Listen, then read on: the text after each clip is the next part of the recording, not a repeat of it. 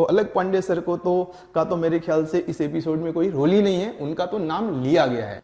महान प्रोफेसर हैं कि पूरे फिजिक्स फ्रेटर्निटी जाकर के इन सर लोगों का पैर पड़े तो हम सब धन्य हो जाएंगे। बहुत लेजेंड लोग हैं, इनसे हम सब फिजिक्स सीखते हैं। तो है ना, ऑनलाइन के प्लेटफॉर्म में ये टीचर फैन क्लब, वो टीचर फैन क्लब, इसकी आर्मी तो उसकी आर्मी। और वो एक अच्छा स्टूडेंट वो होता है जो हर टीचर से उसकी अच्छी अच्छी चीज़ें ले लेता है, सेलेक्ट हो जाता है, अपनी लाइफ बना लेता है। ये अच्छा स्टूडेंट होता है। फैन क्लब वाले भी स्टूडेंट्स कर रहे हैं। मैं एग्जाम्पल के लिए अलक पांडे सर का ही एग्जाम्पल लेके चल रहा हूँ, क्योंकि वो इस पर्टिकुलर प्लेटफॉर्म पे इस समय पर लीड कर रहे हैं।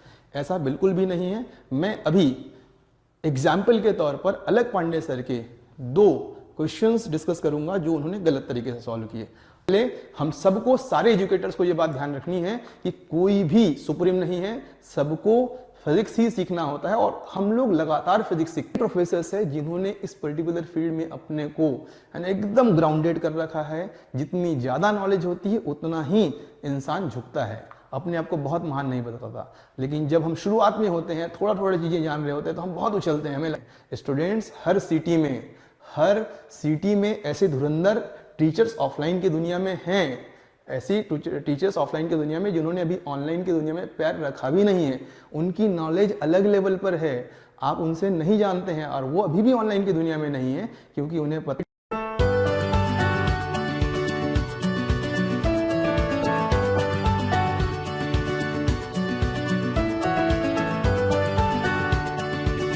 हेलो गाइस, कैसे हैं आप सब लोग? उम्मीद करता हूँ बहुत अच्छे होंगे, खुश होंगे। और आज ये जो मैं वीडियो बना रहा हूँ, यहाँ पर मैं कोई लेक्चर नहीं लेने वाला हूँ, ना ही आपको किसी टॉपिक को आपको सिखाने वाला हूँ। मैं ये वीडियो किसी और पर्पज़ से बना रहा हूँ। मैं आजकल देख रहा हूँ कि इंटरनेट पर एक अगली एपिसोड ने काफ़ी जोर पकड़ा हुआ है, उसकी चर्चाएँ काफ़ी तरफ हैं। हमारे टीचर्स कम्युनिटी में भी, हमारी फैकल्टीज़ कम्युनिटी में भी, एजुकेशन कम्युनिटी में भी इसकी चर्चाएं हैं। तो यहाँ सारे टीचर्स ने इनफैक्ट डिस्कशन के बाद में कहा कि सर इसके बारे में एक सेंसिबल टॉक होना चाहिए, एक ऐसी बात होनी चाहिए जो एक न्यूट्रल पर्सपेक्टिव इस एपिसोड के बारे में रखे। तो एपिसोड ये है कि एक लाइव लेक्चर के दौरान SSR sir, Alak Pandey sir, SC Verma sir और वॉल्टर लेविन सर के बारे में कुछ कमेंट करते हैं, और वो ऐसे कमेंट्स होते हैं जिसको लेकर के स्टूडेंट्स कम्युनिटी, टीचर्स कम्युनिटी में कुछ लोगों को प्रॉब्लम हो सकती है। और फिर उस वीडियो लेक्चर को देख करके सामने वाला पक्ष भी वीडियो रिलीज़ कर रहा है। स्टूडेंट्स कम्युनिटी जो फैन क्लब है वो अपना कमेंट कर रहे हैं जा करके उस वीडियो को देख करके, फिर SSR सर वीडियो रिलीज़ कर रहे हैं। और इस तरीके से मैं देख रहा हूँ कि ये इंटरनेट पर एक अगली एपिसोड बन गया है। मैं आज के इस वीडियो में बेबाकी से अपना निष्पक्ष न्यूट्रल पॉइंट ऑफ व्यू रखूंगा। और वैसे तो मेरा ज़्यादा समय इस वीडियो में स्टूडेंट से बात करने में गुजरेगा, हालांकि मैं दोनों पक्षों के बारे में क्या सोचता हूं इसके बारे में आज हम बात करेंगे। तो सबसे पहले आप SSR सर का वो वीडियो देखिए और उसके बाद मैं स्क्रीन पर, बोर्ड पर इन सारे पॉइंट्स के बारे में अपना पॉइंट ऑफ व्यू रखूंगा। रोहन बोल रहे हैं, मैं फिजिक्स वाले पे पढ़ता हूँ, बहुत मजा आता है। वो इंडिया की अमेजिंग फैकल्टी है। सिर्फ 2000 में 12th में तुम लोग भी ज्वाइन कर लो।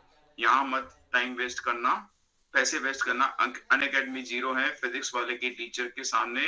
Intact, SC Verma, respected Walter Lewin sir, सबको प्रपोजल दिया है।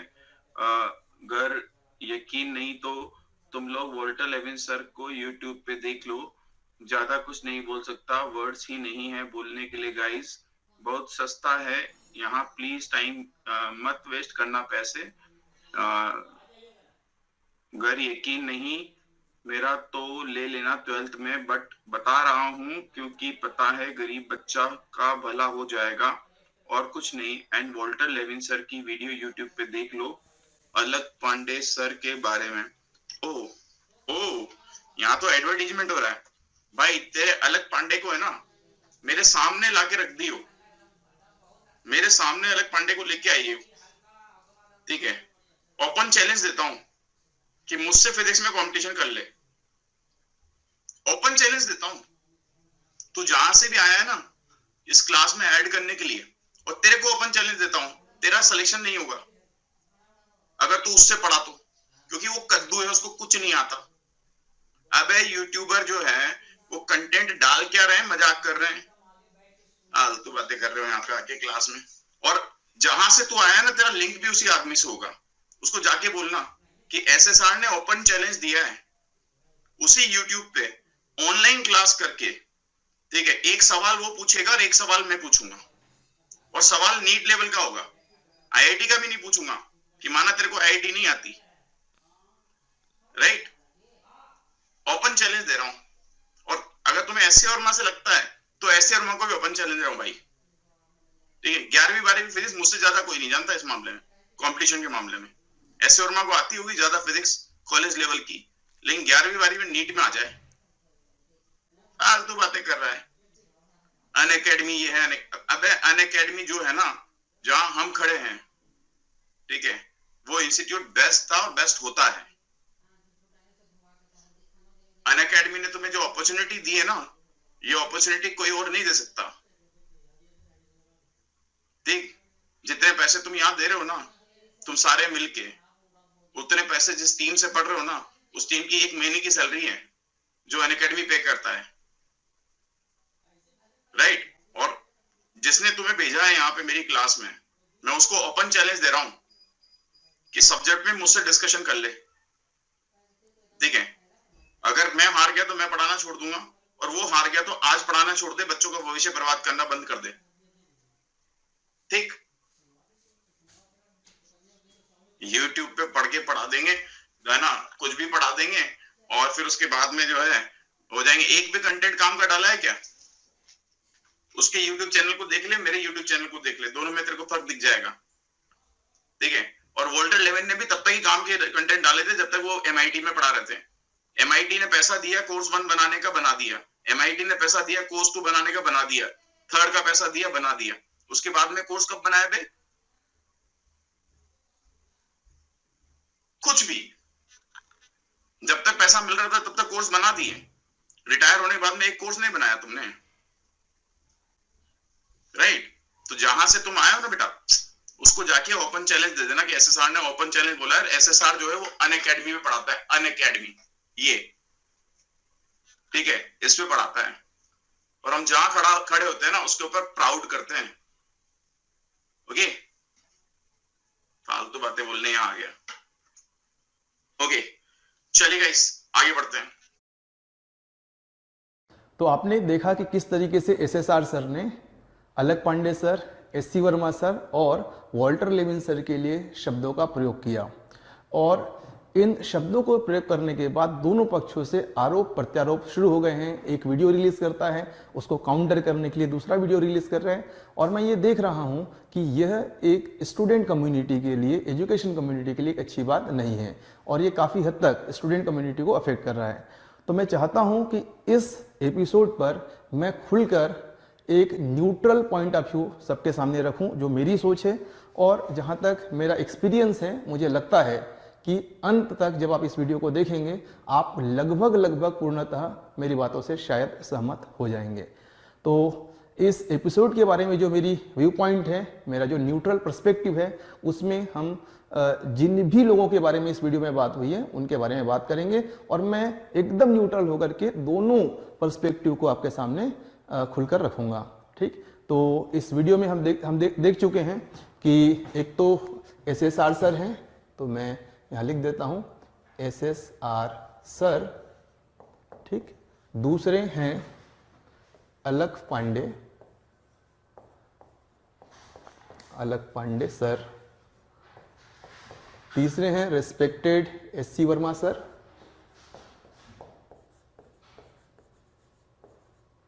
और चौथे हैं रिस्पेक्टेड वॉल्टर लेविन सर। और इस एपिसोड में, है ना, मैं जिनके बारे में और बात करना चाहूँगा वो है स्टूडेंट्स के बारे में भी बात करना चाहूँगा, ठीक।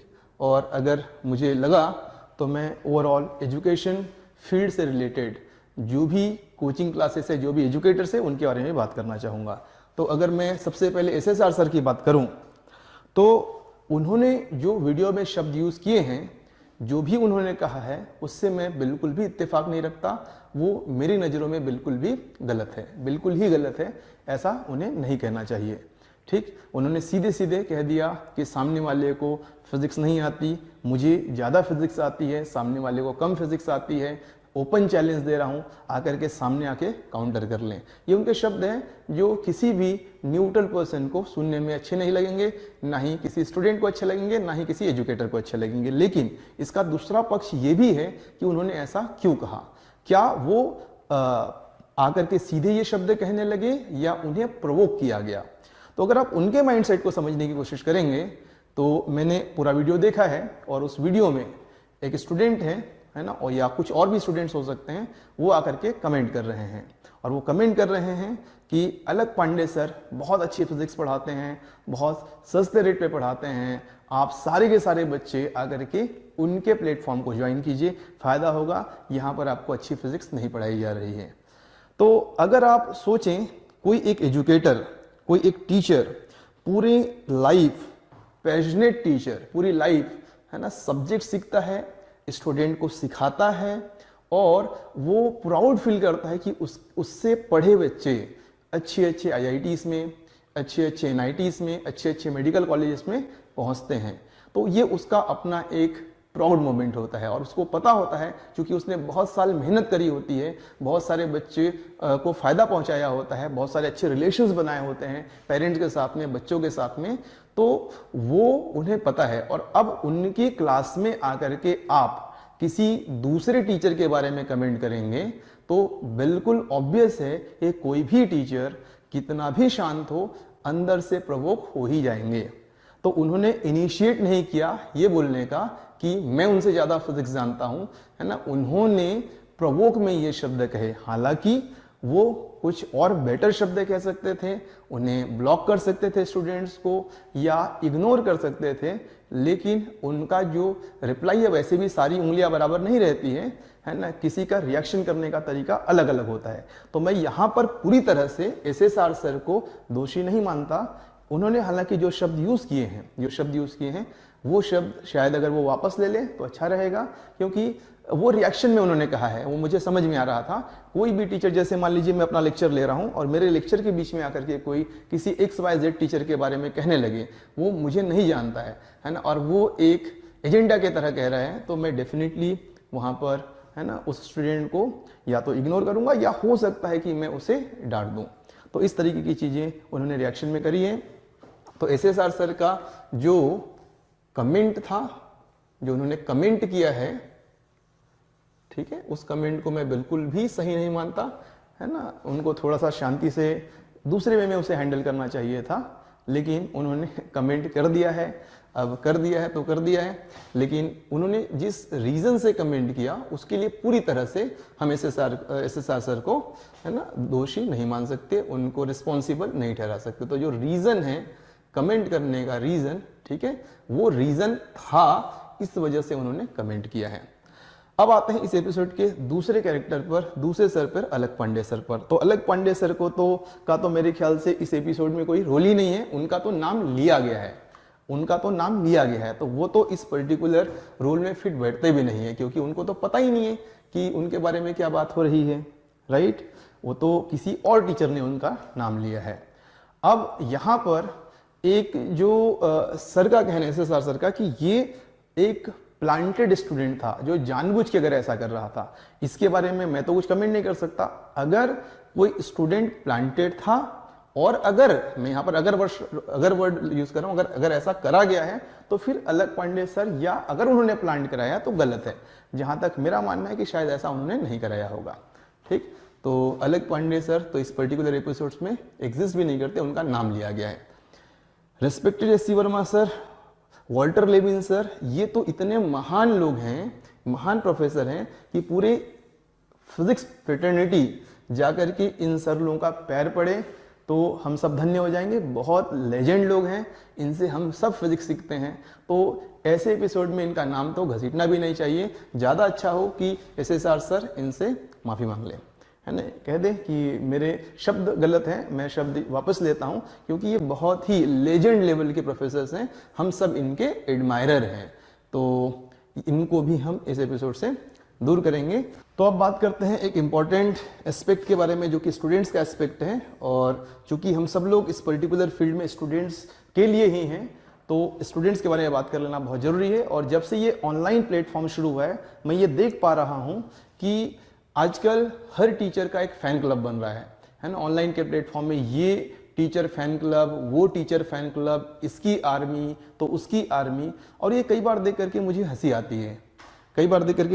आती है, कि जो स्टूडेंट्स हैं वो उनके पास में 11वीं 12वीं या कई बार अगर उन्हें ड्रॉप लिया तो मात्र कुछ महीने ही रहते हैं। वो अपना दिमाग स्टडीज को पे लगाने के बजाय टीचर्स की फैन बन करके उस टीचर को प्रमोट करने में अपना टाइम स्पेंड करते हैं। मतलब कितनी बेवकूफ़ी वाली बात है। और कई बार तो क्या होता है कि ऑनलाइन की दुनिया में क्या है, कोई क्वालिटी कंट्रोल तो है नहीं। आप चेक नहीं कर सकते कि कौन सा टीचर किस पर्टिकुलर लेवल पर है ना। अननेसेसरी भीड़ को देख करके, भेड़ चाल की तरह, है ना, सारे के सारे स्टूडेंट इकट्ठा होते जाते हैं। कोई किसी की सिंगिंग की वजह से, कोई किसी के जोक मारने की वजह से इस तरीके से फैन क्लब बढ़ता चलता है। और लगता है कि यही जो टीचर है या यही स्पेसिफिक एजुकेटर्स है, यही पूरे स्टूडेंट का करियर बनाने वाला है। अभी मैं आऊँगा एक एक करके और हर बात पर बेबाकी से अपने पॉइंट्स आप रखूंगा। हो सकता है कि कोई फैन क्लब है उसको ये बात बुरी लगे, हो सकता है कि वो मेरी इस वीडियो को डिसलाइक भी करे, बट दिल के एक कोने से वो जान रहे होंगे कि मैं बिल्कुल सच बोल रहा हूँ, है ना। तो हमें कभी भी इस तरीके से नहीं सोचना चाहिए कि मैं इस पर्टिकुलर टीचर का फैन बन जाता हूं और अपनी पूरी जिंदगी, है ना, जो मेरे इंपॉर्टेंट ईयर्स हैं, उस जिंदगी के इंपॉर्टेंट ईयर्स उस सर के लिए या उस सर के बारे में सोचते हुए स्पेंड करूं। ठीक है, मैं थोड़ा सा बात कर लेता हूं। जैसे एग्जाम्पल के तौर पे मैं अलग पांडे सर का ही ले लेता हूं एग्जाम्पल। ठीक है, क्योंकि सबसे ज्यादा इस समय ऑनलाइन के प्लेटफॉर्म में अलग पांडे सर के ही फॉलोवर्स मुझे नजर आ रहे हैं। और एक और चीज देख रहा हूं कि किसी और टीचर के लेक्चर्स में जाकर के ये स्टूडेंट्स, जो अलग पांडे सर के स्टूडेंट्स हैं, जाकर के कमेंट करते हैं। कई बार तो प्रोवोक करते हैं, कई बार तो भद्दे भद्दे कमेंट करते हैं, टीचर्स को डिसरिस्पेक्ट करते हैं। तो इस तरीके से जो मैं चीजें देख रहा हूं, और हो सकता है दूसरे फैन क्लब वाले भी स्टूडेंट्स कर रहे हैं। मैं एग्जाम्पल के लिए अलग पांडे सर का ही एग्जाम्पल लेके चल रहा हूं, क्योंकि वो इस पर्टिकुलर प्लेटफॉर्म पे इस समय पर लीड कर रहे हैं। अभी देखिए बच्चों, क्या होता है कि कोई भी एजुकेटर जब ऑनलाइन की दुनिया में आता है तो उस एजुकेटर की क्वालिटी चेकिंग आप नहीं कर सकते, क्योंकि आप तो स्टूडेंट्स हैं। आप कभी भी क्वालिटी चेक नहीं कर सकते किसी भी एजुकेटर का। जब हम ऑफलाइन के फील्ड में जाते हैं और कोई एक रेप्यूटेड इंस्टीट्यूट है, वहां पर जब हम किसी टीचर को हायर करते हैं, किसी क्या बोलते हैं, एजुकेटर को, किसी टीचर को, किसी फैकल्टी को हायर करते हैं, तो एक प्रोसेस के थ्रू वो गुजरता है। सबसे पहले वो ऑलरेडी किसी वेल रेप्यूटेड कॉलेज से पास आउट रहता है। दूसरा, उसकी एंट्रेंस एग्जाम होती है, टीचर की खुद की एंट्रेंस एग्जाम होती है। फिर उसका डेमो होता है, और डेमो 2 बार होता है। एक बार टीचर स्टूडेंट के सामने होता है और एक बार जो उस इंस्टीट्यूट के HODs होते हैं उनके सामने होता है। इतने प्रोसेस से गुजरने के बाद में लगता है कि हाँ, इस पर्टिकुलर टीचर की कंटेंट क्वालिटी अच्छी है और ये डिलीवर भी अच्छा करता है। उसके बाद ही उसे पढ़ाने का मौका दिया जाता है। लेकिन ऑनलाइन की दुनिया में क्या होता है कि कोई भी टीचर, है ना, फ्री प्लेटफॉर्म है, लेक्चर्स डालना शुरू कर दिए, कुछ जोक मारना शुरू कर दिए, लेक्चर के बीच में कुछ गाने गाना शुरू कर दिए, और स्टूडेंट को अच्छा लगने लगा, और अच्छा लगने लगा तो भीड़ बढ़ती गई, और भीड़ को देख करके और लोगों को लगता है कि ये अच्छे हैं, इसीलिए इतनी भीड़ बढ़ रही है। ऐसा बिल्कुल भी नहीं है। मैं अभी एग्जाम्पल के तौर पर अलग पांडे सर के 2 क्वेश्चंस डिस्कस करूंगा जो उन्होंने गलत तरीके से सॉल्व किए। अगर उनका फैन क्लब या जो इंडिया में मानते हैं कि अलग पांडे सर वाकई में बहुत ही टॉप लेवल के एजुकेटर है, बहुत ज़्यादा उन्हें फिजिक्स आती है, इस तरीके की चीज़ें अगर आप सोच रहे हैं तो बिल्कुल गलत सोच रहे हैं, क्योंकि वो बहुत बेसिक लेवल पर बहुत फंडामेंटल मिस्टेक्स कर रहे हैं। मैं आपके सामने 2 वीडियो डिस्कस कर लेता हूँ, आप देख लीजिए कि क्या कहते हैं, उन्होंने किस तरीके की फिजिक्स पढ़ाई है। लेकिन फिर से मैं आपको बोल दूं, इस पर्टिकुलर वीडियो के 2 क्वेश्चन गलत होने के बाद भी हम अलग पांडे सर की क्या कहते हैं, जो एफर्ट है, जो उन्होंने हार्डवर्क किया है, इसको इग्नोर नहीं कर सकते। मेरा पॉइंट आप समझिए, मेरा पॉइंट ये है कि आप अननेसेसरी एक पर्सन के पीछे अपनी लाइफ स्पेंड ना करो। अपना इंपॉर्टेंट पार्ट आपको लगता है कि वहां पे कुछ अच्छा कंटेंट मिल रहा है तो आप उस कंटेंट को लीजिए, है ना। और एक अच्छा स्टूडेंट कौन होता है पता है आपको? एक अच्छा स्टूडेंट वो होता है जो हर टीचर से उसकी अच्छी अच्छी चीजें ले लेता है, सेलेक्ट हो जाता है, अपनी लाइफ बना लेता है। ये अच्छा स्टूडेंट होता है। आप कभी भी सारे बच्चों को एक टीचर की तरफ या एक टीचर के लिए अपने इंपॉर्टेंट ईयर्स कभी भी स्पेंड ना करें, बहुत ही गलत बात है। तो चलिए सबसे पहले वो क्वेश्चंस देख लेते हैं। Given R1 is equals to 5.0 plus minus 0.2 ohm and R2 is equals to क्या लिखा है बताओ? 10.0 plus minus 0.1 ohm। अच्छा, दो रेजिस्टेंस दिए हैं। What is the total resistance in parallel with possible percentage error? हमसे इक्विवेलेंट रेजिस्टेंस पूछ रहा है किसमें? पैरेलल कॉम्बिनेशन में विथ परसेंटेज एरर। पॉज करके ट्राई करेंगे जरा, थोड़ा सा बढ़िया सवाल ट्राई करेंगे। हो गया? हो गया? करें हम? पॉज करके ट्राई कर लो। कर लिया? अच्छा चलो आओ करते हैं। दो रेजिस्टेंस हैं, पैरेलल में है, तो बच्चों पैरेलल का फॉर्मूला आपको पता है, ये होता है ना पैरेलल कॉम्बिनेशन, जुम्बा जुम्बा जुम, फिर बोलो जुम्बा जुम्बा जुम, ऐसे ही होता है ना। ये R1 ये R2। इक्विवेलेंट रेजिस्टेंस का फॉर्मूला क्या होता है पैरेलल कॉम्बिनेशन का? 1/R equivalent is equals to 1/R1 plus 1/R2।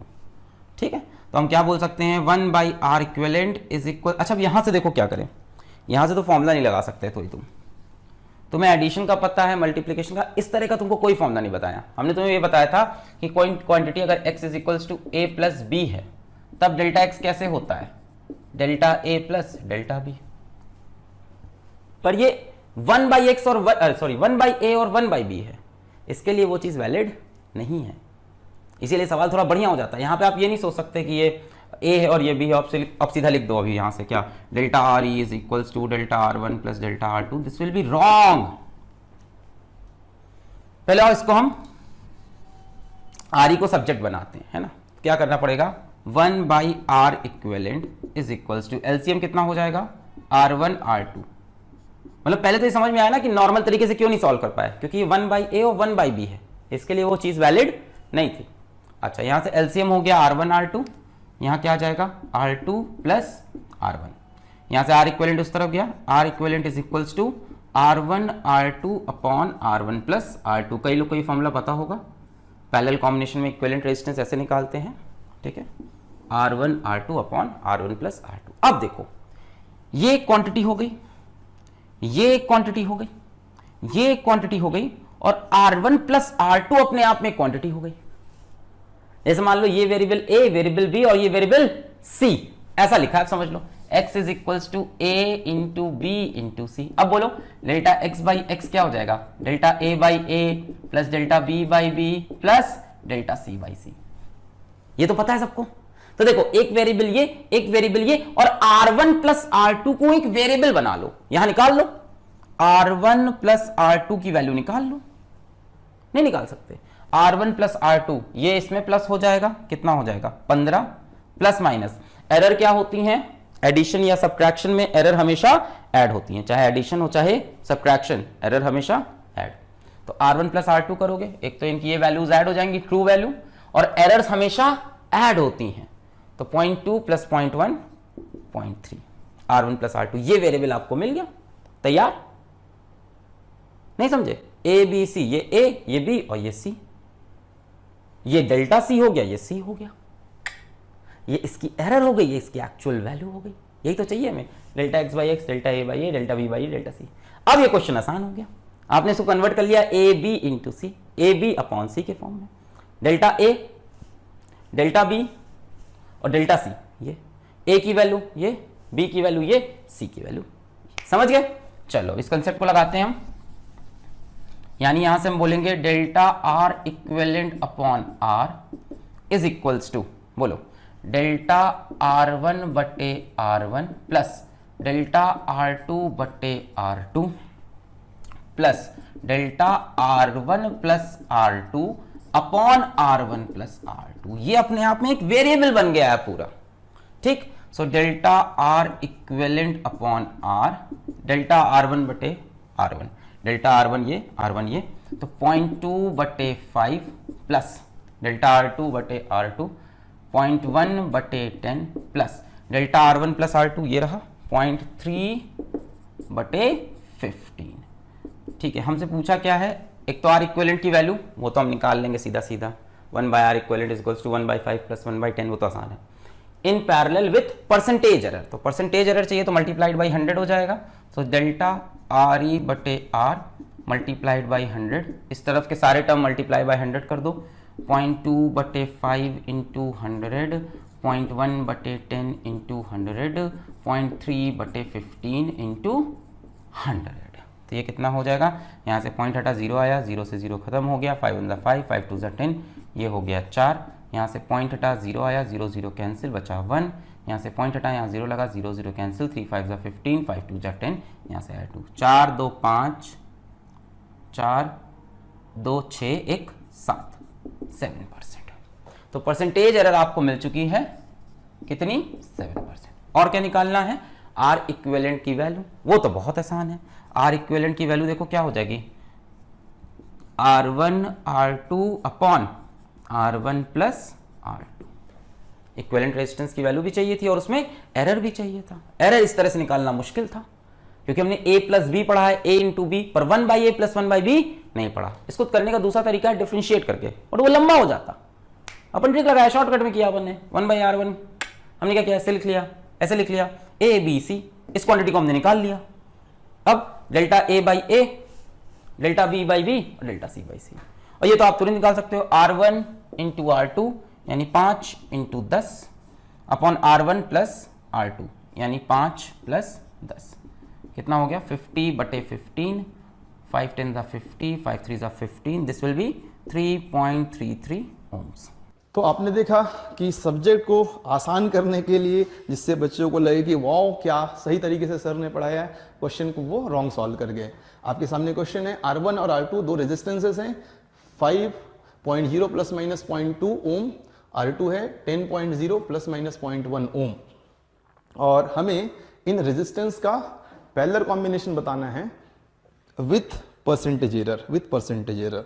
तो पैरेलल कॉम्बिनेशन में ध्यान से समझिएगा, पैरेलल कॉम्बिनेशन में जो फॉर्मूला यूज होता है वो होता है 1 by R equal to 1 by R1 plus 1 by R2। और इस टाइप के रिलेशन के लिए जो एरर अलजेब्रा है वो आपको जो स्टेप्स देती है वो देती है delta R upon R square equal to delta R1 upon R1 square plus delta R2 upon R2 square. ये एरर अलजेब्रा का बहुत बेसिक ही रिलेशन है जो हम लोग क्लास में पढ़ाते हैं, ये बहुत बेसिक रिलेशन है, और ये रिलेशन इस टाइप की इक्वेशन में यूज करना होता है एरर कैलकुलेशन के लिए। एरर कैलकुलेशन के लिए इस टाइप की अलग पांडे सर ने जो किया है, उन्होंने क्या किया है, उन्होंने इसे आसान करने के लिए R equal to R1 R2 upon R1 plus R2 कर दिया। देखिए, जो टीचर जिसका बेसिक कमांड अच्छा है, जो सब्जेक्ट पे अच्छी नॉलेज रखता है, उसे पता है कि आप यहां पर भी एरर कैलकुलेट कर रहे हो, यहां पर भी एरर, और यहां पर फिर से आप इन दोनों को जोड़ करके फिर एरर बढ़ा रहे हो। इस तरीके से नहीं करा जा सकता। एरर बहुत ही सेंसिटिव मामला रहता है, आप इस तरीके से गलती नहीं कर सकते। भाई देखने के लिए, अच्छा मैं इसको ए बोल दिया, इसको बी बोल दिया, इसको सी बोल देता हूं, इस तरीके की गलती आप बिल्कुल भी नहीं कर सकते। आपको ये करेक्ट तरीका है, इससे करके देखिए, आपका आंसर इससे डिफरेंट ही आएगा। मैं करके दिखाता हूं आपको। डेल्टा R1 0.2 रहेगा, है ना, R1 की वैल्यू 5 रहेगी, डेल्टा R2 0.1 रहेगा, R2 की वैल्यू 10 रहेगी, और यहां पे हमें परसेंटेज एरर पहले निकाल लेते हैं, डेल्टा R अपॉन R, है ना, इंटू 100 इक्वल टू, मैंने बेसिकली क्या किया, इसमें से एक R इधर छोड़ दिया और इस एक R को उधर गुना कर रहा हूं, R delta R1 upon R1 square plus delta R2 upon R2 square into 100।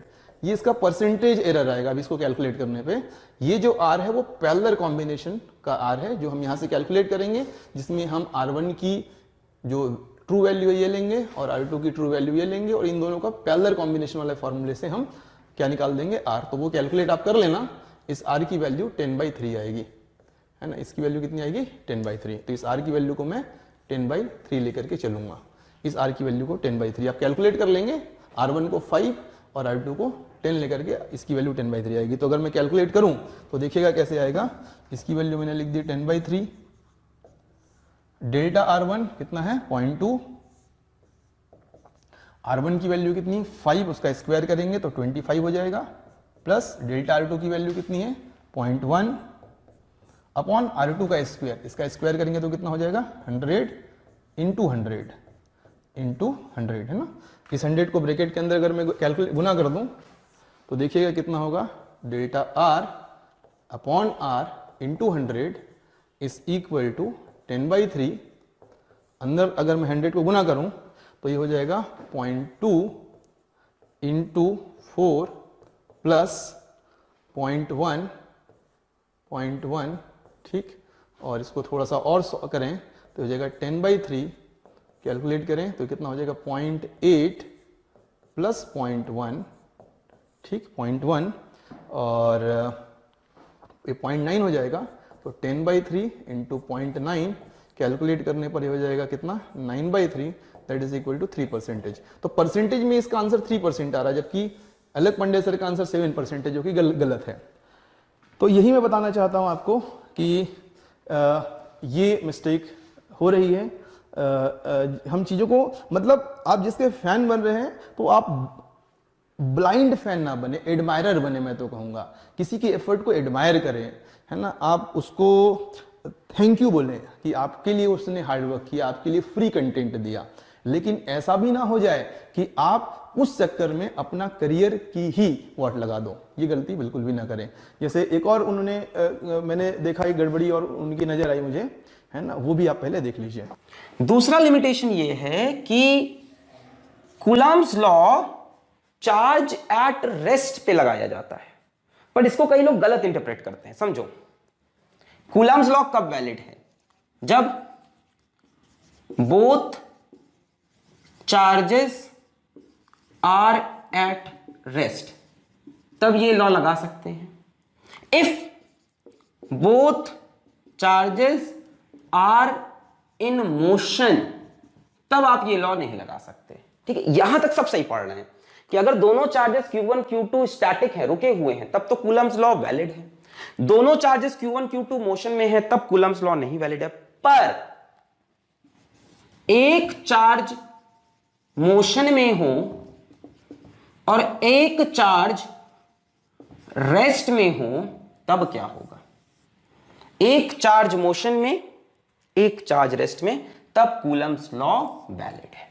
यानी कूलम्स लॉ सिर्फ तब नहीं वैलिड है जब दोनों के दोनों चार्ज जुर्र चलने लगे, चाहे कौन।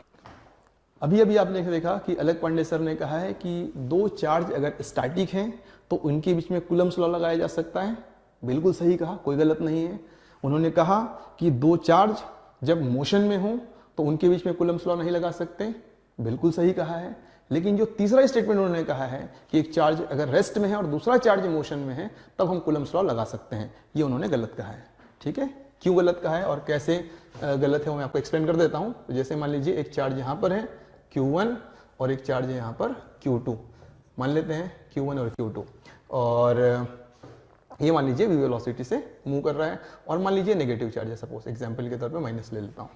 ठीक है, Q1 और एक Q2 है, एक मोशन कर रहा है। तो उनके हिसाब से इस पे लगने वाला फोर्स और इस पे लगने वाला जो फोर्स होगा वो कूलम्स लॉ से दिया जा सकता है। इसको मैंने रेस्ट पे माना हुआ है। ठीक, एक रेस्ट में है और एक कैसा है, मोशन कर रहा है। ध्यान से सुनना, बिल्कुल गलत है। आप कूलम्स लॉ नहीं लगा सकते। अगर मुझे इस पे फोर्स लगाना है, निकालना है, तो मैं कूलम्स लॉ ऑब्वियसली यूज नहीं कर पाऊंगा। इस पे फोर्स निकालना है तो एक बार कूलम्स लॉ जैसे एक्सप्रेशन वाला फोर्स आ सकता है, लेकिन इस पे जब हम फोर्स निकालेंगे, जो अच्छे लेवल की फिजिक्स जानते हैं वो उन्हें पता है कि यहां पर जब हम फोर्स निकालेंगे इस पे इलेक्ट्रिक फोर्स और इस पे इलेक्ट्रिक फोर्स, ये इक्वल एंड अपोजिट नहीं आती है। ठीक है, यहां पर यही एक वो इंपॉर्टेंट डिस्कशन होता है जहां पर हम इलेक्ट्रोडायनेमिक्स में कूलम्स लॉ को फेल होता हुआ, न्यूटन साइड लॉ को फेल होता हुआ देखते हैं, और उस पर काफी इंटरेस्टिंग डिस्कशन भी है। मेरा एक लेक्चर आप अगर देखेंगे, मैं आप में से कुछ बच्चे अगर डिमांड करेंगे तो मैं वो लेक्चर क्वालिटी लेक्चर कंटेंट के नाम से है मेरे चैनल पर, उस लेक्चर को मैं डिस्क्रिप्शन बॉक्स में डाल सकता हूँ, देख लेना, कोई प्रॉब्लम नहीं है। लेकिन जो थॉट शायद अलग पांडे सर के माइंड में रहा होगा ये बोलते टाइम, वो ये रहा होगा कि हम जानते हैं कि सेंटर पर एक चार्ज है, सपोज क्यू चार्ज है, यहाँ पर एक माइनस क्यू चार्ज है, और ये आर रेडियस की सर्कल में घूम रहा है, ऐसे करके आर रेडियस के सर्कल में अगर ये घूम रहा है तो हम सबको पता है कि हम इस पे जो फोर्स लगाते हैं, लिखते हैं, वो फोर्स लिखते हैं के क्यू बाई आर स्क्वायर, ऐसा ही लिखते हैं, और इसको हम लोग mv स्क्वायर से इक्वेट कर देते हैं। तो ये जो एक्सप्रेशन है, ये कुलम्स लॉ जैसा दिखता है, और हमें लगता है कि भाई कुलम्स लॉ तो लग गया क्योंकि ये रेस्ट में है और ये मोशन में, तो हमने लगा दिया। बट यहाँ पर जो बेसिक लेवल की साइंस है हम मिस कर रहे होते हैं, ध्यान से समझना। सबसे पहले तो आपको ये समझना है कि किसी भी चार्ज पे जो इलेक्ट्रिक फोर्स होता है वो होता है charge into electric field. Wait कीजिए, चार्ज इनटू इलेक्ट्रिक फील्ड ये होता है। अब ये स्टैटिक चार्ज यहां पर इलेक्ट्रिक फील्ड कितना बनाएगा, वो बनाएगा के क्यू बाई आर स्क्वायर बनाएगा इलेक्ट्रिक फील्ड, और दूसरे चार्ज से गुना करेंगे तो वो फोर्स बन जाएगा, ये फोर्स की वैल्यू आ जाएगी K Q square by R square, ये इसी की तरह बन रहा है। तो ये कुलम्स लॉ जैसा दिख रहा है, ठीक। लेकिन अब अगर हम इस चार्ज की वजह से इस पे फोर्स निकालना चाहें तो सबसे पहली बात कि इस चार्ज ने यहां पे जो फील्ड बनाई है एग्जैक्टली सेम वैल्यू की फील्ड ये चार्ज यहां पर नहीं बनाएगा। ये आप लोग को अगर अच्छी लेवल की फिजिक्स जानते हैं, थोड़ी सी हायर लेवल की फिजिक्स जानते हैं तो पता होगा कि ये चार्ज यहां पे वो फील्ड नहीं बनाएगा जो फील्ड इसने यहां पे बनाया है, डिफरेंट फील्ड बनाएगा। और अगर यहां पे डिफरेंट फील्ड बनाया तो इस पे लगने वाला फोर्स ये फोर्स नहीं होगा, डिफरेंट फोर्स होगा। और यहाँ पे कई बार हम स्टूडेंट लोगों को ऐसा चौंकाने के लिए पूछ देते हैं कि भाई यहाँ पर तो न्यूटन थर्ड लॉ फेल हो गया, इसने, है ना, इस पे जितना फोर्स लग रहा है उतना ही फोर्स इस पे नहीं लग रहा है, इक्वल एंड अपोजिट नहीं आ रहा है, तो यहाँ तो न्यूटन थर्ड लॉ फेल हो गया। लेकिन यहाँ पर हम उन्हें ये भी बताते हैं कि जो इलेक्ट्रोस्टैटिक या इलेक्ट्रोडायनेमिक या आप इलेक्ट्रोमैग्नेटिक जो इंटरेक्शंस होते हैं वो बेसिकली पार्टिकल पार्टिकल इंटरेक्शन ना होकर के फील्ड पार्टिकल इंटरेक्शन होते हैं। तो यहाँ पर जो फील्ड बन रही होगी वो फील्ड इस चार्ज पे जितना फोर्स लगा रही होगी उतना ही फोर्स ये चार्ज फील्ड पे लगा रहा होगा, और उसी तरीके से यहाँ पर जो इस चार्ज पे फोर्स लग रहा है वो इस फील्ड पे लग रहा होगा, इक्वल एंड अपोजिट। तो फील्ड पार्टिकल इंटरेक्शन है। आप यहाँ पर ये एक्सप्रेशन देख करके सीधे सीधे नहीं बोल सकते कि कूलम्स लॉ लग रहा है, क्योंकि कूलम्स लॉ अगर लगाएंगे तो इस पे कूलम्स लॉ के हिसाब से ये फोर्स नहीं लगेगा इस पे। पहली बात तो मैं आपको ये बता दूं, अगर आप क्वालिटी कंटेंट का मेरा लेक्चर देखना चाहेंगे तो आप देख लीजिएगा, आपको चीजें समझ में आ जाएगी। तो बेसिकली इस पूरे डिस्कशन का जो पर्पस मेरा था ये बताने का, वो पर्पस ये नहीं था कि अलग पांडे सर को कम फिजिक्स आती, बिल्कुल भी नहीं था। सबसे पहले हम सबको, सारे एजुकेटर्स को ये बात ध्यान रखनी है कि कोई भी सुप्रीम नहीं है, सबको फिजिक्स ही सीखना होता है, और हम लोग लगातार फिजिक्स सीखते हैं, है ना। आज की डेट में हो सकता है कि अलग पांडे सर जो है वो सीख रहे हैं, है ना, अभी वो कम एज में है, अभी उनको काफी कुछ सीखना रहेगा, हम सब लोग सीख रहे हैं। सुप्रीम सब्जेक्ट है, सुप्रीम सब्जेक्ट है, और वो लेजेंड प्रोफेसर्स है जिन्होंने इस पर्टिकुलर फील्ड में अपने को, है ना, एकदम ग्राउंडेड कर रखा है। जितनी ज्यादा नॉलेज होती है उतना ही इंसान झुकता है, अपने आप को बहुत महान नहीं बताता। लेकिन जब हम शुरुआत में होते हैं, थोड़ा थोड़ा चीजें जान रहे होते हैं, तो हम बहुत उछलते हैं, हमें लगता है कि हमें ही सब कुछ आता है, सामने वाले तो बेवकूफ, ऐसा बिल्कुल भी नहीं है। और खास करके उन बच्चों को मैं कहना चाहता हूं जो ऑनलाइन के प्लेटफॉर्म पे टीचर्स के फैन बनते हैं। स्टूडेंट्स, हर सिटी में ऐसे धुरंधर टीचर्स ऑफलाइन की दुनिया में हैं, ऐसी टीचर्स ऑफलाइन की दुनिया में जिन्होंने अभी ऑनलाइन की दुनिया में पैर रखा भी नहीं है, उनकी नॉलेज अलग लेवल पर है, आप उनसे नहीं जानते हैं, और वो अभी भी ऑनलाइन की दुनिया में नहीं है, क्योंकि उन्हें पता है कि अल्टीमेटली इन सारे पछड़ों में नहीं पड़ना है ना। तो हमें सब्जेक्ट को सुप्रीम मानना है, उसे सीखना। और हम लोग ऐसे एजुकेटर कौन है, हम लोग क्या करते हैं, हम लोग तो सब्जेक्ट को सीखते हैं। और कौन से सब्जेक्ट को यार, उस सब्जेक्ट को जो साइंटिस्ट लोग अपने टाइम पे डिस्कवर करके चले गए, उसको हमने बुक से पढ़ा, सीखा, और 11-12 के बच्चों को, ड्रॉपर्स बच्चों को पढ़ा रहे हैं, और इस तरीके से फील करने लग गए कि हम ही सब कुछ हैं। वैसा बिल्कुल भी नहीं है, है ना। हमें ऐसे एजुकेटर भी हम्बल रहना है ना, किसी को क्रिटिसाइज नहीं करना है, किसी के हार्डवर्क को, है ना, हमें डिग्रेड भी नहीं करना है। और ऐसे स्टूडेंट, आप किसी भी टीचर के एकदम से फैन ना बने, आप अपने बारे में सोचो यार, आपके लिए आपका करियर इंपॉर्टेंट है, आप इस तरीके के पचड़ों में बिल्कुल भी ना पढ़ो। अच्छे से पढ़ो, खुश रहो, स्वस्थ रहो, और अच्छे से बेस्ट रैंक लाने की प्रयास करो, जिससे कि आपकी फैमिली, आपके पेरेंट्स, आपके रिलेटिव्स, आपका पूरा का पूरा मोहल्ला, आपका पूरा का पूरा सिटी, आपका दोस्त सर्कल है ना, बहुत खुश हो जाए। अच्छा, एक और चीज मैं यहाँ पर आपको बता देना चाहता हूँ कि देखिएगा, है ना, बात निकली है। वैसे यूजुअली ये चीजें यूजुअली ना तो कोचिंग वाले बताते हैं ना कोई टीचर बताता है, क्योंकि यहाँ पर मैं डायरेक्टली स्टूडेंट कम्युनिटी से बात कर रहा हूँ इस समय पर। ध्यान से सुनिएगा डियर स्टूडेंट्स, जब एक स्टूडेंट प्रिपेयर करता है, मैं आपको बहुत इंपॉर्टेंट चीजें बता रहा हूँ, जब एक स्टूडेंट प्रिपेयर करता है और उस स्टूडेंट का मान लेते हैं सिलेक्शन हो जाता है, बहुत ही अच्छे रैंक के साथ में उसका सिलेक्शन हो जाता है मान लीजिए, ठीक, ध्यान से सुनना, डायरेक्टली मैं स्टूडेंट से बात कर रहा हूँ, स्टूडेंट है उसका सिलेक्शन हो जाता है। और क्योंकि मैं इस पर्टिकुलर फील्ड में 12-13 साल से हूँ, मैं खुद भी IIT एग्जाम क्लियर कर चुका हूँ और मैं सारे प्रोसेसेस को अच्छे से जानता हूँ, इस पर्टिकुलर फील्ड में हूँ, काफ़ी पुराना हूँ, तो मैं आपको स्टेप बाय स्टेप समझाता हूँ। देखिएगा, यूजुअली ये चीज़ कोई कोचिंग वाला किसी को नहीं बताता, ना ही कोई टीचर बताता है। ध्यान से सुनिएगा, एक स्टूडेंट का सिलेक्शन हो जाता है, इस स्टूडेंट के सिलेक्शन में मैं किसी टीचर के लेक्चर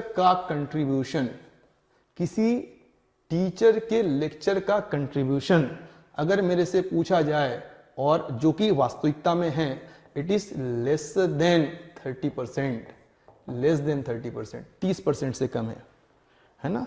सुनने में अच्छा नहीं लग रहा होगा, अरे हम तो इस पर्टिकुलर टीचर के साथ पढ़ रहे हैं, हमें तो लग रहा है कि हमारी नैया पार हो जाएगी। 30% से ज्यादा कंट्रीब्यूशन किसी भी टीचर के लेक्चर का नहीं होता, और हर टीचर अपना फ्री लेक्चर यूट्यूब में डाल सकता है, कोई प्रॉब्लम नहीं है। लेक्चर डालने में क्या दिक्कत है, डाल देते हैं लेक्चर। 30% से ज्यादा कंट्रीब्यूशन नहीं है। अभी इसको मैं स्टेप बाय स्टेप समझाता हूं, ध्यान से सुनिए। कोई भी लेक्चर, जब आप ध्यान से समझना है ना, मैं आपको स्टेप बाय स्टेप समझाता हूं कि मान लेते हैं कि आज आप लेक्चर में बैठ रहे हैं, पहले दिन था लेक्चर का, मैं लेक्चर लेने आया, मैं एक नॉर्मल टीचर हूं, है ना, मैं रिप्रेजेंट कर रहा हूं सारे टीचर्स को। तो मान लीजिए आज मेरा लेक्चर हुआ, मैंने लेक्चर दिया, अपनी पूरी जान लगा दी, आपको सब्जेक्ट सिखाने में अपना बेस्ट डिलीवर करने की कोशिश की, है ना, सबसे स्लोएस्ट स्टूडेंट था उसको भी समझाने की कोशिश की, पूरी अपनी मतलब जो भी मेरी एनर्जी हो सकती थी, जो भी मेरा तरीका हो सकता था, मैंने सब कुछ बताया, उस स्टूडेंट के माइंड में घुसने की कोशिश की, उससे क्रॉस क्वेश्चन किए, उसके क्वेश्चन का आंसर किया, उसकी बॉडी लैंग्वेज को रीड किया कि उसको समझ में आ रहा है कि नहीं आ रहा है, अगर उसको नहीं आ रहा है तो उसको वापस से समझाने की कोशिश की, क्लास के बाद में उसको डाउट्स बताए। ओवरऑल आज के लेक्चर के बाद में मुझे लगेगा, अगर मैं न्यू हूं, स्टूडेंट को लगेगा कि हाँ आज तो बहुत अच्छे लेवल की सर ने फिजिक्स पढ़ाई, ऐसी तो हमने कभी पढ़ी भी नहीं थी, आज तो मजा आ गया, लग रहा है कि मैं इस बार टॉप कर दूंगा। ये आज का पहला लेक्चर था, ठीक। कल दूसरा लेक्चर होगा, उसी एनर्जी से फिर से मैं लेक्चर लूंगा, उसी तरीके से वो बच्चा सीखेगा, आज भी उतना ही खुश रहेगा जितना पहले दिन था, और ये प्रोसेस चलती जाएगी। आज हुआ लेक्चर, दूसरे दिन हुआ, तीसरे दिन हुआ, चौथे दिन हुआ, 5वें दिन हुआ, 6वें दिन हुआ, चलता जा रहा है। मान लीजिए 40 दिन हो गए, 40वें दिन भी उसी एनर्जी लेवल से फिर से मैं लेक्चर लूंगा, नए टॉपिक पे ले रहा हूंगा, है ना, नए जोश से ले रहा हूंगा। बच्चे की बॉडी लैंग्वेज एकदम 7वें आसमान पे रहेगी, लगेगा कि आज तो मजा आ रहा है, क्या फिजिक्स पढ़ा रहे हैं सर, है ना, या जो भी सब्जेक्ट सिखा रहे हैं क्या बढ़िया पढ़ा रहे हैं, मजा आ रहा है ना। लेकिन इमेजिन कीजिए बच्चों कि आज 40वें दिन उस बच्चे को मैं कहता हूं कि बेटा आपको 40वें दिन जो मैंने पहले दिन जो पढ़ाया था उसकी अभी मैं आपको तुरंत एग्जाम लेने वाला हूं, चलिए पहले लेक्चर पे जो क्वेश्चंस थे भी करना है आपको, आप बिलीव कीजिए वो नहीं परफॉर्म कर पाएगा। क्यों? आज तो बहुत कॉन्फिडेंस है, आज का लेक्चर अच्छे से समझ में आया, इसीलिए नहीं कर पाएगा कि बीच में 39 डेज गुजर चुके हैं, बहुत सारे सब्जेक्ट पढ़ चुका है, बहुत सारे चैप्टर्स पढ़ चुका है, सब कुछ भूल गया है, लेकिन आज के लेक्चर की वजह से उसको लग रहा है कि मेरा सिलेक्शन होने वाला है। सिलेक्शन बच्चों होता है एक प्रोसेस के थ्रू गुजरने से, जो प्रोसेस आपको इंश्योर करे कि आज जो मैंने लेक्चर आपको दिया है वो आपको ना केवल आज याद रहे बल्कि कल भी याद रहे, परसों भी याद रहे, 40वें दिन भी याद रहे, और एग्जाम के उन लास्ट 3 घंटों में तक याद रहे। और वो प्रोसेस आपके सिलेक्शन का बड़ा रीजन बनता है, और वो आपके सिलेक्शन में 70% रोल प्ले करता है। ये 70% रोल प्ले करता है। इसमें ऑब्वियसली स्टूडेंट का खुद का हार्डवर्क, उसका मोटिवेशन, है ना, उसकी एनर्जी लेवल, ये सब मायने रखती है, बट एक सिस्टम होता है जो आपके सिलेक्शन में बहुत बड़ा रोल प्ले करता है। और मैं ये देख पा रहा हूं कि अभी भी जो स्टूडेंट्स प्रोसेस को, है ना, या क्या कहते हैं, एक प्रोसेस को नहीं फॉलो कर पा रहे हैं, या कोई भी एजुकेटर्स केवल लेक्चर डिलीवर कर रहे हैं और वो स्टूडेंट पर लुकआउट नहीं कर पा रहे हैं। और इसीलिए आप देखिएगा कि जब भी ऑनलाइन और ऑफलाइन के रिजल्ट्स आएंगे, हमेशा ऑफलाइन क्लासेस लीड कर जाती हैं रिजल्ट के मामले में, है ना। क्यों लीड करती है, क्या रीजन है लीड करने का? रीजन सिंपल है, सिंपल ये है कि इस 70% पर ऑफलाइन की अच्छी खासी पकड़ होती है, क्योंकि वो बच्चे आते हैं क्लास में, आपके सामने डीपीपी सॉल्व करते हैं, आप उनको डिसिप्लिन्ड वे में क्वेश्चन सॉल्व कराते हैं। और इसीलिए हम देखेंगे कि अभी तो ऑनलाइन और ऑफलाइन वर्सेस ऑनलाइन चल रहा है, लेकिन धीरे धीरे आप महसूस करेंगे कि जो ऑफलाइन है ओवरऑल एज ले ही लेगी। ऑनलाइन आपके लिए डेफिनेटली हेल्प कर सकती है, लेकिन ऑफलाइन और ऑनलाइन की दुनिया में अगर हम देखें तो ऑफलाइन रिजल्ट्स के मामले में हमेशा ऑनलाइन पर भारी ही पड़ेगी। ठीक, यहाँ पर एक काउंटर आर्ग्यूमेंट ये दिया जाता है कि ऑनलाइन काफ़ी सस्ती रहती है, लेकिन ठीक है, सच बात है, ऑनलाइन में तो सस्ता हो ही जाएगा, क्योंकि ना तो आपको उसमें क्लासरूम की जरूरत पड़ती है, ना टेबल बेंचेस की जरूरत पड़ती है, ना तो एसी की जरूरत पड़ती है ना, ना ही आपको क्या कहते हैं पूरा का पूरा कोचिंग का इतने सारे एम्प्लॉयज़ रखने की जरूरत पड़ती है, ना टीचर्स को इतनी सैलरी देनी पड़ती, बहुत सारे रीजन है, ना ही प्रिंटेड स्टडी मटेरियल देना आपको होता है। तो बहुत सारे फैक्टर्स है जिसकी वजह से ऑफलाइन ऑब्वियसली थोड़ी सी कॉस्टली हो जाती है। बट अगर हम रिजल्ट की बात करें तो रिजल्ट के मामले में ऑफलाइन ही ऑनलाइन पर भारी पड़ेगी, और ये आप 1 साल नहीं, 2 साल नहीं, 3 साल नहीं, 4 साल नहीं, अगले 5-10 साल तक देख लीजिएगा।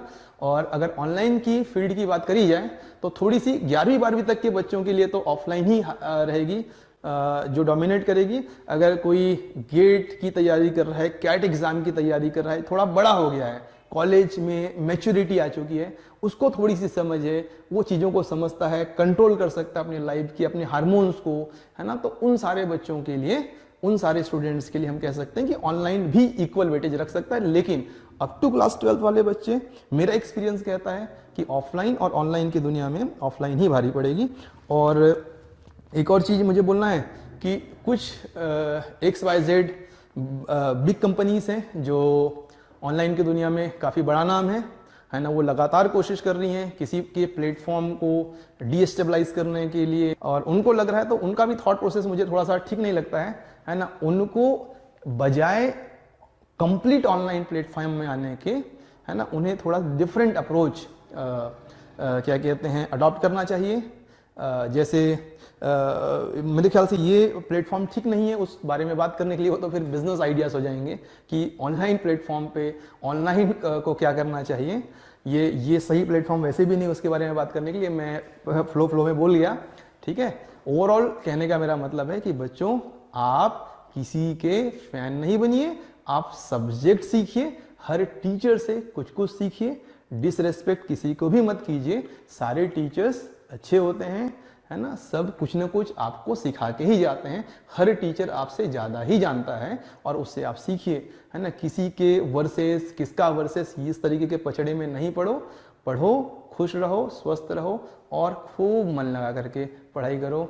ओके बच्चों, तो चलिए मैं इस डिस्कशन को ख़त्म करता हूँ। और अगर आपको लगता है कि मैंने कुछ गलत कह दिया है, कुछ चीज़ें आपको हर्ट करी हैं, तो आप डेफिनेटली इस वीडियो को डिसलाइक कर सकते हैं। बट मुझे पता है कि दिल के एक कोने से आपको भी पता है कि मैंने शायद सही कहा है, और मेरा पर्पस कुछ भी नहीं है, सब खुश रहें, सब अच्छे से रहें।